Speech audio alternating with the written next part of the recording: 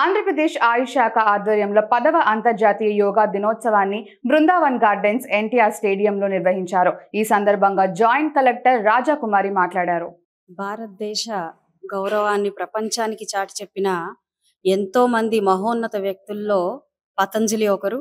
ఆయన యోగ సూత్రాలని ఈరోజు యావత్ ప్రపంచం కూడా పాటిస్తూ ఉంది. చాలా ఆనందమయం, గర్వకారణంగా చెప్పుకోవచ్చు. అంతర్జాతీయ యోగా దినోత్సవంగా ఈరోజు మనం సెలబ్రేట్ చేసుకుంటున్నాం. ప్రతి ఒక్కరికి కూడా శుభాకాంక్షలు.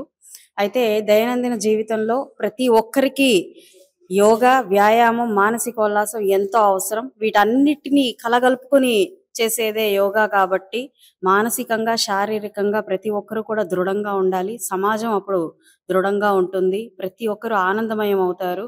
కాబట్టి ప్రతి ఒక్కరిని వారి దైనందిన జీవితంలో 45 నిమిషాల నుంచి గంట సమయం వీటికి కేటాయించాల్సిందిగా కోరుకుంటూ ఆయురారోగ్యాలతో జీవించాలని ప్రతి ఒక్కరిని కోరుకుంటూ ఉన్నాను. జూన్ 21వ తారీఖు అంతర్జాతీయ యోగా దినోత్సవం. ప్రతి ఒక్కరికి కూడా శుభాకాంక్షలు.